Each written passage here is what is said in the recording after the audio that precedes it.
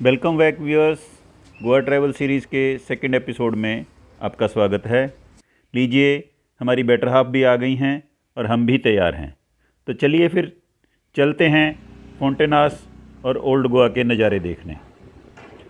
फोंटेनास quarters पुर्तगाली style में बना एक रिहायशी इलाका है पंजिम में। यह मांडोवी नदी के दक्षिण छोर पर पड़ता है। चूँकि यह एक रिहायशी इलाका है तो इसमें बिना किसी शोर शराबे के पैदल घूमना ही ठीक रहेगा ताकि कोई डिस्टर्ब ना हो। फोंटेनास के बाशिंदों ने आधुनिकता के साथ तालमेल बिठाते हुए अपनी पुरानी संस्कृति को आज भी जिस तरह से सहेज कर रखा हुआ है, उसके चलते फोंटेनास एक मस्ट सी दर्शनीय स्थल बन गया है। आइए इस नज़ारे को एक वॉकिंग टूर के रूप में एंजॉय करते हैं।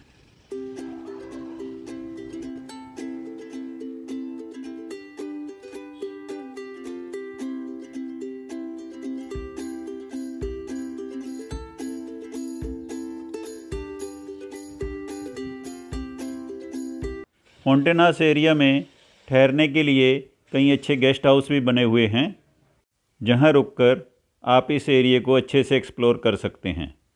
संत सेबेस्टियन का चैपल भी यहीं है। आइए चलकर देखते हैं। संत सेबेस्टियन एक शहीद संत हैं और यह चैपल उनकी याद में सन 1880 में बनवाया गया था और यह रहा कई फिल्मों में दिखाया गया विश्व प्रसिद्ध our lady of immaculate conception church.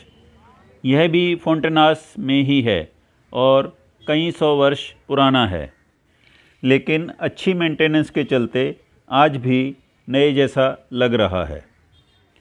और नीचे यह जो झांकी आप देख रहे हैं, अभी कुछ ही दिन पहले क्रिसमस पर्व था, उसके उपलक्ष्य में तैयार की गई थी। आइए अब आपको ले चलते हैं फोंटेनास के लगभग 100 साल पुराने एक छोटे से लेकिन मशहूर कैफ़े कन्फेटेरिया 31 जनवरी में। आप देख सकते हैं कि यह एक बड़ी ही नैरो लेन में बना है, लेकिन बड़ी ही नज़ाकत से सजाया गया है। आइए अंदर चलकर देखते हैं। लगता है बाहर गली के साथ साथ अंदर भी बैठने का प्रबंध है। वाह, वंडरफुल, काफ़ी खूबसूरत है। बड़े ही सलीके से सजाया गया है अंदर से भी। आइए कुछ चाय नाश्ता कर लेते हैं। अब इतने हिस्टोरिकल कैफ़े में आए हैं तो एक दो फ़ोटो तो ज़रूर बनती है ना। सो व्यूअर्स, आइए अब चलते हैं ओल्ड गोवा की ओर, जिसे पुर्तगाली भाषा में वेला गोवा भी बोलते हैं। ओल्ड गोवा भी मांडोवी नदी के दक्षिणी किनारे पर ही पंजिम से लगभग 10 किलोमीटर पूर्व में स्थित है। 16वीं सदी में यह पुर्तगालियों के भारत में कब्जे वाले इलाके की राजधानी हुआ करता था और उस समय इसकी आबादी 2 लाख के आसपास थी। आज ओल्ड गोवा मात्र एक छोटा सा कस्बा है जिसमें केवल 2 से 2,500 लोग रहते हैं। पंजिम से ओल्ड गोवा जाने के 2 रास्ते हैं। मुख्य रास्ता बेंगवीनिम होकर जाता है, लेकिन एक साफ़ सुथरी सड़क मांडोवी नदी के किनारे किनारे होकर भी जाती है, जो कि बहुत ही सीनिक है। हम उसी सड़क से जा रहे हैं, बस पहुंच ही गए हैं समझो। ओल्ड गोवा में ऐतिहासिक महत्व के कई चर्च हैं और ये है विश्व प्रसिद्ध बेसिलिका ऑफ बॉम जीसस, जो कि 16वीं सदी में बना था। बॉम जीसस चर्च एक वर्ल्ड हेरिटेज साइट है। इसी के साइड में ये है से कैथेड्रल, जिसे एशिया का सबसे बड़ा चर्च भी बताया जाता है। और इसी कॉम्प्लेक्स में बना ये है Saint Francis of Assisi church और ये है 17वीं सदी में बना सेंट केजिटन चर्च। यह भी एक वर्ल्ड हेरिटेज साइट है। आप देख ही रहे हैं कि ओल्ड गोवा का ये चर्च कॉम्प्लेक्स बड़े ही अच्छे ढंग से मेंटेन किया हुआ है। कहीं पर भी गंदगी का एक कतरा भी दिखाई नहीं दे रहा, जबकि कॉम्प्लेक्स काफ़ी बड़ा है। सो व्यूअर्स, हम बागा में अपने होटल मकारियोस की तरफ वापस चल पड़े हैं पंजिम से, और रास्ते में ये एक कैफ़े दिखाई दे रहा है, प्योर वेज कैफ़े भोंसले। चलिए यहाँ कुछ खा पी लेते हैं। चलिए अंदर चलकर देखते हैं। अच्छा लग रहा है, भीड़ भी काफ़ी है, और जब भीड़ काफ़ी है तो ये मानकर चलिए कि खाना तो फ्रेश होगा ही। हमने चाय और साथ में ये कुछ मीठा मंगवाया है। सो व्यूअर्स, रात हो गई है और हम भी बागा बस पहुंच ही गए हैं। और ये आ गई है बागा की मशहूर टीटोज़ लेन, जहां ज़्यादातर क्लब्स वगैरह बने हैं। और ये हैं टीटो हेनरी डिसूजा, जिनके ऑनर में इस लेन का नाम रखा गया है। इन्होंने ही सन 1971 में इस इलाके में पहला रेस्टोरेंट खोला था, जिसके बाद तो बागा कलनगुट का यह इलाका दिनों दिन गुलजार होता चला गया और एक ज़बरदस्त टूरिस्ट हब बन गया। चलिए अब चलते हैं बागा की तिब्बती मार्केट की ओर, जहां आप मोमेंटोज़ व सोवेनिर्स वगैरह की अच्छी वैरायटी वाजिब दाम पर ख़रीद सकते हैं। तिब्बती मार्केट कहीं दूर नहीं, बागा की मेन मार्केट के अंदर ही बनी है।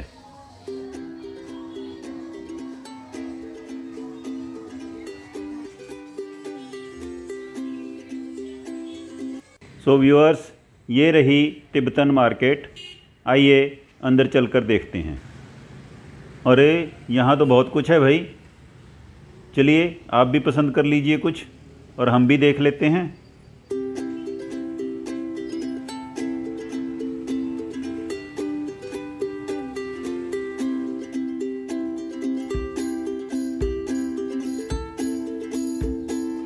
Quite mesmerizing, isn't it?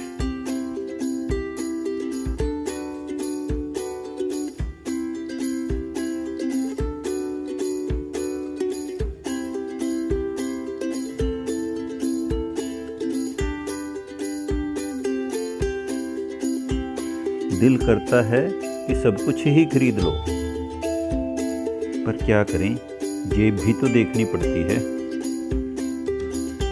चलो कोई बात नहीं, देखकर ही दिल को टिका लेते हैं। वैसे इस मार्केट में आपको हर बजट और हर पॉकेट के हिसाब से गिफ्ट आइटम्स मिल जाएंगे।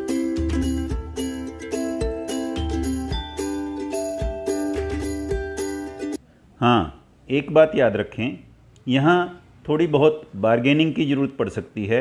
बाकी यदि आप यह सोचकर ख़रीदारी करेंगे कि चलो यार क्या फ़र्क पड़ता है, इसे भी कमा लेने दो कुछ, तब मेरे ख्याल से आपको ज़्यादा आनंद आएगा। सो व्यूअर्स, हम अपने होटल वापस आ गए हैं मकारियोस। आपने देखा कि गोवा में केवल बीचेज ही नहीं हैं, और भी बहुत कुछ है यहाँ जो कि दर्शनीय है, नयनाभिराम है। आप कहीं जाइएगा नहीं। कल सुबह हम जल्द ही निकलेंगे वेगेटर बीच व आरंबोल बीच के लिए। हम तैयार हैं। आइए पहले आरंबोल बीच चलते हैं, फिर वापसी में समयानुसार वेगेटर बीच पर जाएंगे। जैसा कि आप मैप में देख रहे हैं, आरंबोल बीच बागा से यही कोई 25 किलोमीटर दूर पड़ता है और स्कूटी पर लगभग 1 घंटे का समय लग जाता है। चलो, हमें कौन सा कोई जल्दी है, जो समय लगना होगा लग जाएगा। चलिए फिर चलते हैं। लीजिए व्यूअर्स, ये है नॉर्थ गोवा का आरंबोल बीच। एकदम शांत, सिक्लूडेड, बिल्कुल साफ़ पानी, खूब लंबा चौड़ा। दिल करता है कि बस आराम से यूं ही समुद्र किनारे टहलते रहो या फिर पानी में पैर डालकर बैठे रहो। मन करे तो डुबकी भी लगा लो। आप देख ही रहे हैं कि बागा कलनगुट वाली भीड़ यहाँ नहीं है। थोड़ा दूर होने के कारण ज़्यादातर टूरिस्ट यहाँ नहीं आते। लेकिन आपको यदि साफ़ पानी व शांत कुदरती वातावरण का आनंद लेना है तो this is the best. Arambol को स्थानीय भाषा में हरमल बीच भी कहा जाता है। कई जगह आप इस नाम के बोर्ड भी देखेंगे, सो कन्फ्यूज मत हों। आरंबोल बीच एक वाइट सैंड बीच है और इसके उत्तरी छोर पर एक छोटी सी स्वीट वाटर लेक भी है, जहां लगभग 1 किलोमीटर पैदल चलकर जाना पड़ता है। इस बीच पर कोई बड़े होटल या रिजॉर्ट्स नहीं हैं, क्योंकि यहाँ के स्थानीय लोग अपनी संस्कृति व वातावरण को सहेज कर रखना चाहते हैं। हाँ, सीजन में यहाँ काफ़ी शेक रेस्टोरेंट आपको मिल जाएंगे। यह बहुत ही हरा भरा बीच है और नारियल के पेड़ों से घिरा है। कम भीड़ तथा सुरम्य वातावरण के चलते विदेशी सैलानी काफ़ी तादाद में इस बीच पर आते हैं। चलिए इतने शानदार बीच का थोड़ा लुत्फ़ हम भी उठा लेते हैं। उसके बाद फिर वेगेटर बीच की तरफ चलेंगे।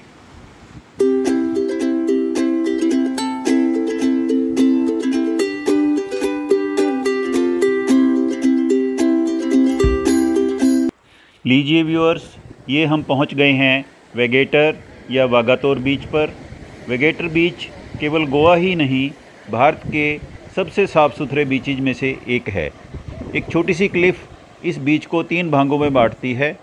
इसके उत्तरी किनारे पर चपोड़ा नदी के किनारे चपोड़ा फोर्ट बना है, जो कि अब केवल एक खंडहर मात्र है। चलिए अब बागा बीच पर चलेंगे और थोड़ा बोटिंग का लुत्फ़ उठाएंगे। अब आप पूछ सकते हैं कि बोटिंग ही तो करनी है, फिर यहाँ वेगेटर में क्या दिक्कत है, उसके लिए बागा बीच क्यों जाना है? वो इसलिए कि बागा कलंगुट बीच नॉर्थ गोवा के सबसे मुख्य बीच होने के चलते वहाँ सेफ्टी प्रबंध भी ज़्यादा अच्छे हैं और किसी इमरजेंसी की हालत में मदद जल्दी पहुँच सकती है। लीजिए हम बागा बीच पहुँच चुके हैं और ये अब बोट में भी बैठ गए हैं और हमने अपनी सेफ्टी जैकेट भी पहन ली है और ये हमारी बोट चल पड़ी है। काफ़ी तेज़ी से जा रही है और अच्छी खासी हिल भी रही है। चारों ओर अथाह जलराशि ही दिखाई दे रही है। थोड़ा सा डर भी लग रहा है। चलिए डर को कंट्रोल करते हैं और बोटिंग का आनंद उठाते हैं।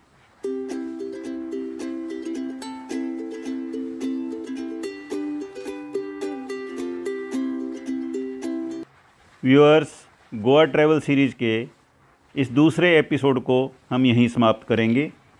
कल सुबह मुँह अंधेरे लगभग 5 बजे एक पैकेज टूर में हम निकलेंगे दूधसागर वाटरफॉल्स के लिए। चेन्नई एक्सप्रेस फिल्म का वाटरफॉल वाला रेलवे स्टेशन तो याद ही होगा। बस फिर वहीं चलेंगे और साथ ही देखेंगे स्पाइस गार्डन्स भी। वापसी पर हम इधर बागा बीच वापस नहीं आएंगे, बल्कि रास्ते में ही पोंडा कस्बे में बस से उतरकर साउथ गोवा के लिए कोलवा बीच के लिए एक टैक्सी ले लेंगे। इस तरह हमारा एक दिन बच जाएगा और हम कल शाम को ही अपने अगले डेस्टिनेशन पर पहुंच जाएंगे। सो गाइस, मिलते हैं फिर कल दूधसागर के नज़ारों के साथ और स्पाइस गार्डन की बहारों के साथ। तब तक के लिए bye bye, have a good day and take good care of your family, and please do share and subscribe our channel. Thank you.